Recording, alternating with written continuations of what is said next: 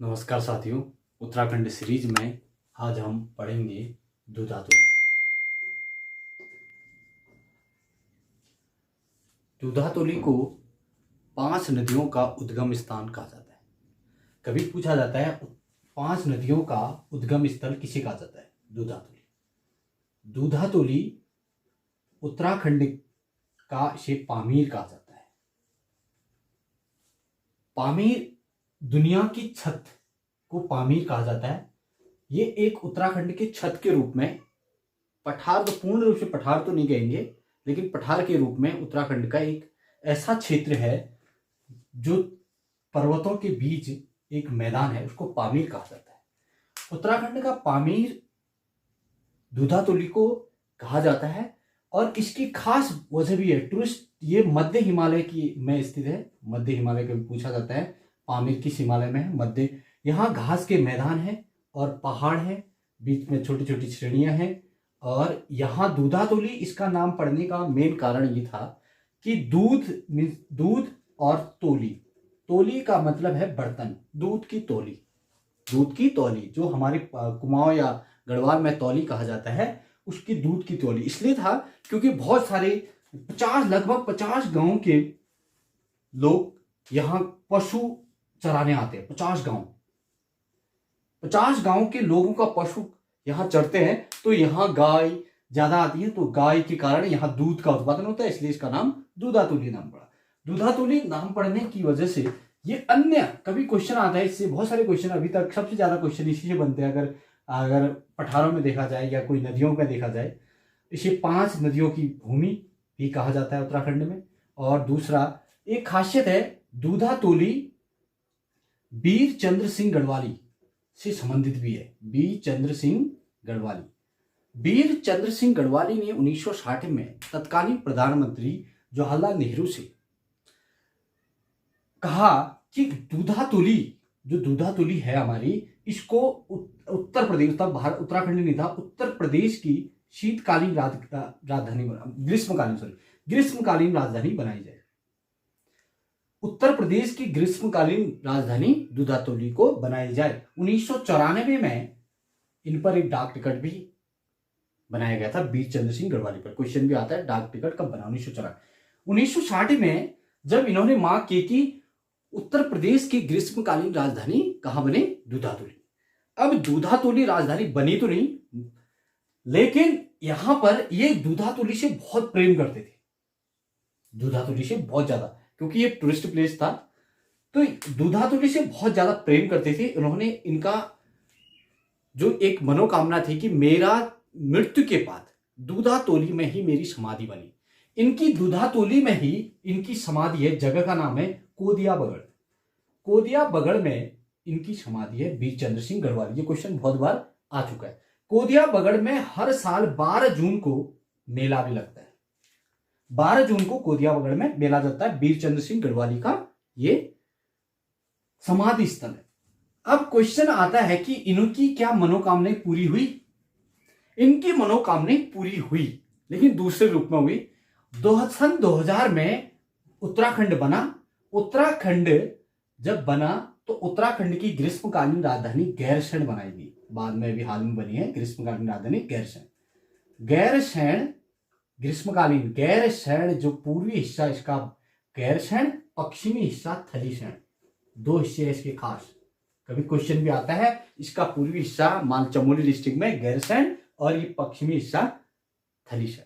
गैरसैंण में हमारी उत्तराखंड की ग्रीष्मकालीन राजधानी बन चुकी है। ये भी गैरसैंण जो है, ये भी दूधातोली का ही हिस्सा है, और थलीसैंण भी दूधातोली का।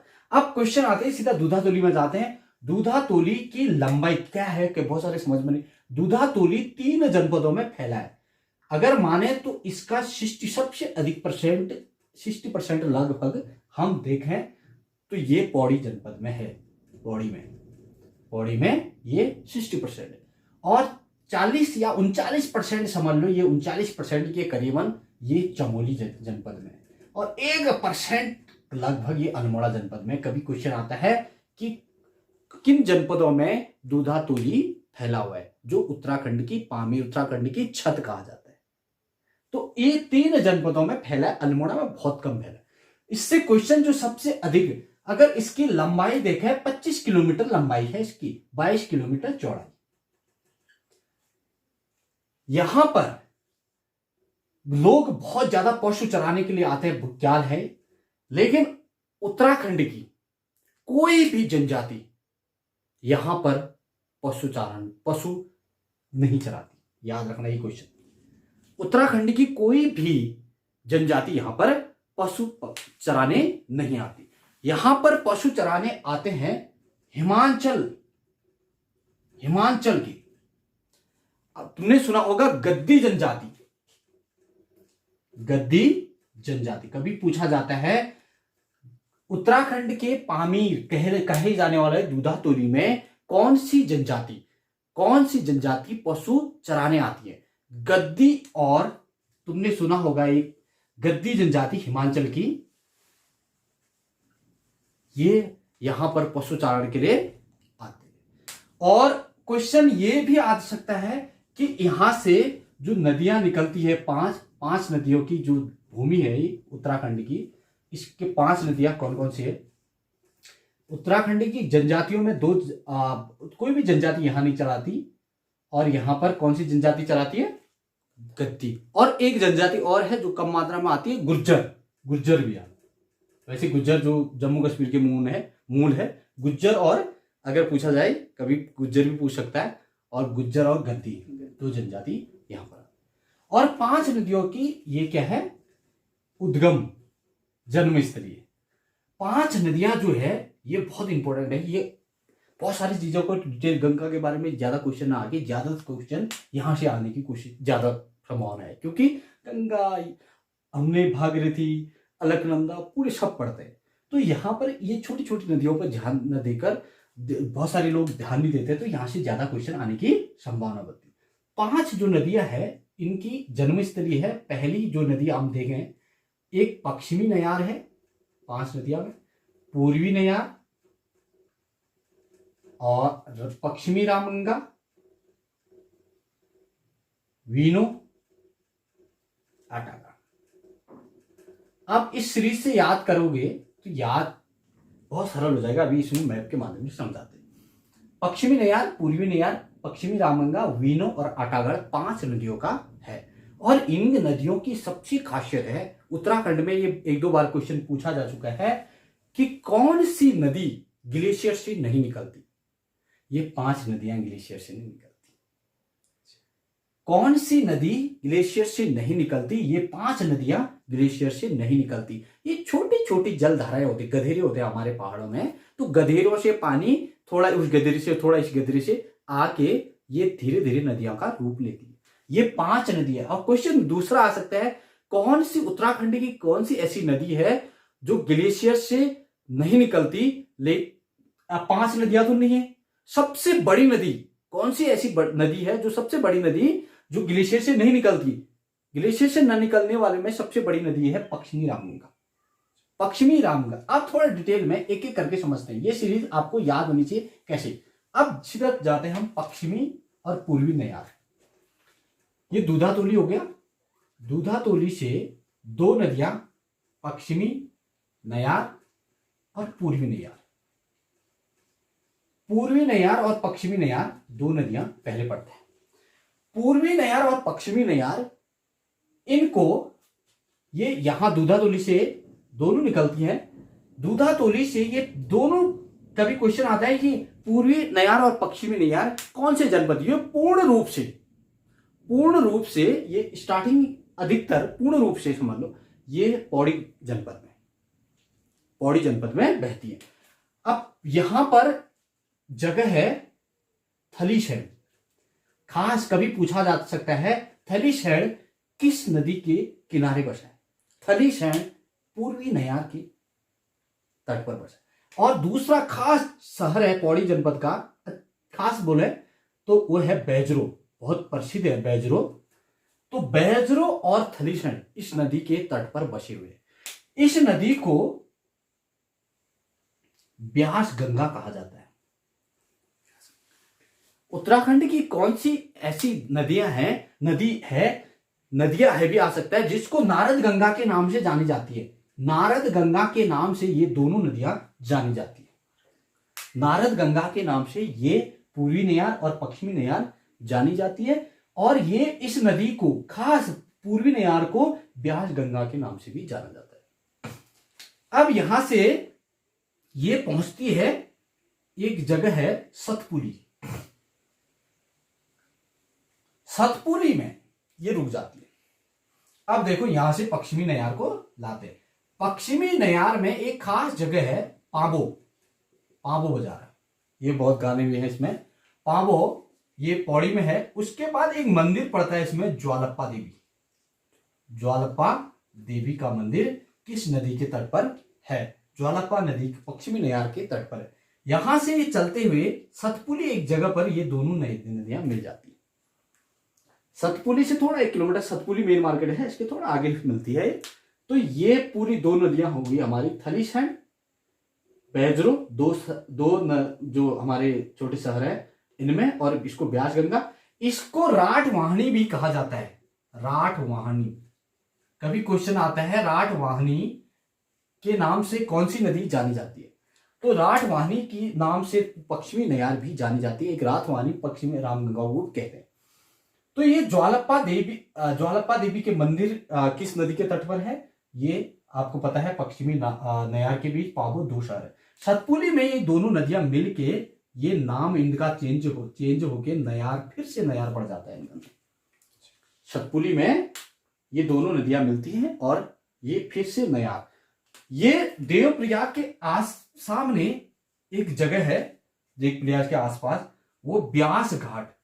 ब्यास घाट में ये नदी गंगा से मिल जाती है।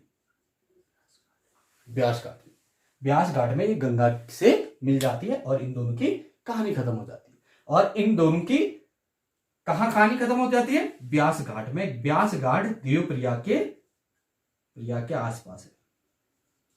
कभी क्वेश्चन आ जाता है ब्यास घाट पर कौन सी दो नदियों का संगम होता है? ये गंगा और नयार, दो नदियों का। आगे बढ़ते हैं, 5 नदियां हमारे पास। अब 2 नदियों के बाद तीसरी नदी आती है हमारी पश्चिमी रामगंगा। ये पश्चिमी रामगंगा, ये दूधातोली के दिवाली खाल, वैसे इसके बहुत उद्गम है, दिवाली खाल मान लेते हैं हम, से ये निकलती है। ये हमारे उत्तराखंड की राजधानी, जो ग्रीष्मकालीन राजधानी है, गैरसैंण जो है हमारा हाइट में, गैरसैंण हाइट में होने की वजह से गैरसैंण की जो जस्ट नीचे है ये नदी है। गैरसैंण से होते हुए ये हमारे अल्मोड़ा जनपद में आती है। अल्मोड़ा जनपद में चौखुटिया इसी नदी के तट पर बसा है। चौखुटिया से आगे जब आती है, ये जगह है भिकियाशैण। भिकियाशैण में एक नदी इससे मिल जाती है। इस नदी का नाम है गार्गी नदी या गगास नदी भी कहा जाता है इसको, गगास। ये भिकियाशैण में मिल जाती है। ये याद रखना, दूधातोली के दिवाली खाल, ये बहुत सारे चमोली के जलधारा, बहुत सारे मैंने बताए थे गधेरों से होकर आती, क्योंकि कोई भी नदी ग्लेशियर से नहीं निकलती, तो यहां पर बहुत सारे चमोली के से भी निकालती है छोटी छोटी धाराएं, और पौड़ी की कुछ धाराएं, जलधाराएं मिल के ये सीधा ये चमोली होते हुए ये चौखुटिया भिकियाशैण से अभी मिलते रहेंगे छोटी छोटी जलधाराएं, ये गार्गी नदियां। उसके आगे पढ़ते हैं भिकियाशैण के बाद, यहां पर एक जगह है बूढ़ा केदार या केदार भी कहते हैं, अल्मोड़ा में है। यहां पर हमारी एक नदी है दूधातोली से निकलने वाली, वीनो नदी, यहां मिल जाती है। वीनो नदी को विनोद नदी भी कहा जाता है। तो ये बूढ़ा केदार अल्मोड़ा में ये नदी इससे मिल जाती है। आगे जब बढ़ती है ये नदी, तो यहां पर एक जगह है जहां पर ये बांध बनाती है, वो है कालागढ़ बांध। कालागढ़ पौड़ी में कालागढ़ बांध पहुंचने से पहले एक बहुत प्रसिद्ध जगह आती है हमारी, वो है Corbett national park. Corbett national park याद रखना, किस नदी के तट पर बसा हुआ है। खास नेशनल पार्क तो बहुत फैला है, तो ये याद रखना, ये पश्चिमी रामगंगा के नदी के तट पर है। यहाँ कार्बेट नेशनल पार्क बहते हुए अल्मोड़ा और पौड़ी की सीमा भी बनाती है। यहां से चलते हुए आगे बढ़ते हैं तो यहां एक जगह है कालागढ़। कालागढ़ में डैम बनाती है ये। कालागढ़ एशिया का सबसे बड़ा कच्चा बांध है। कालागढ़ जो है एशिया का सबसे बड़ा कच्चा बांध, कच्चा बांध उसे कहा जाता है जो ऐसा बांध जिसमें सीमेंट का प्रयोग ना हो, मतलब मिट्टी और पत्थर से बनने वाले बांध को कच्चा बांध कहा जाता है। ये एशिया का सबसे बड़ा बांध है। ये यूपी बॉर्डर के पास है, पौड़ी में कालागढ़ डैम इसी नदी पर बना हुआ है। आगे बढ़ते हुए हफीजाबाद, हफीजाबाद में इससे एक कोटद्वार जगह है, कोटद्वार से एक नदी निकलती है, खो नदी इससे मिल जाती है हफीजाबाद में। आगे बढ़ते बढ़ते कन्नौज में जगह है, कन्नौज में ये गंगा से मिल जाती है। इसकी भी कहानी कन्नौज में खत्म हो जाती है। अब देखो हम एक बार दोबारा रिवीजन कर लेते हैं। दिवाली खाल से निकलते हुए चौखुटिया, भिकियासैंण, बूढ़ा केदार में ये वीनो नदी हमारी जो दुधातली, हम 4 नदियां हो गई, और बूढ़ा केदार होते हुए ये कालागढ़ डैम और कार्बेट नेशनल पार्क की सीमा बना, पौड़ी और अल्मोड़ा की सीमा बनाते हुए हफीजाबाद में खो नदी, कभी पूछा जाए खो नदी कहां पे थे, कोटद्वार से हफीजाबाद में इससे मिल जाती है, और ये कन्नौज में गंगा से मिलके इसकी कहानी, या इसे रथवाहिनी कहा जाता है, इसे रथवाहिनी के नाम से जाना जाता है। आगे बढ़ते हैं, लास्ट नदी बची है हमारी, वो है आटागाड़। आटागाड़ दूधातोली से निकलती है। इसकी कहानी ज्यादा नहीं है। दूधातोली से निकल के एक जगह है शिमली, शिमली में ये पिंडर नदी से मिल जाती है। ये दोनों चमोली में है। शिमली ये कर्णप्रयाग के आसपास है, कर्णप्रयाग के आसपास शिमली में पिंडर नदी से ये मिल जाती है। कभी क्वेश्चन आता है कि कौन सी नदी कहां मिलती है, तो या कोई भी नदी, हमारे 5 नदियां हो गई। 5 नदियों को अगर देखा जाए, पश्चिमी नयार, पूर्वी नयार, रामगंगा, पश्चिमी रामगंगा और हमारे ये वीनो। अब इनकी पूरी कहानी हमने लगभग बता दी, ज्यादा लंबा वीडियो ना हो। पश्चिमी नयार और पूर्वी नयार ये दोनों सतपुली में मिल जाती है, और रामगंगा ये इसको वीनो नदी मिलती है। केदार, बूढ़ा केदार जिसको बोलते हैं, अल्मोड़ा में, ये दोनों की यहां पर। उसके बाद आटागाड़ शिमली में पिंडर नदी से मिल जाती है। धन्यवाद।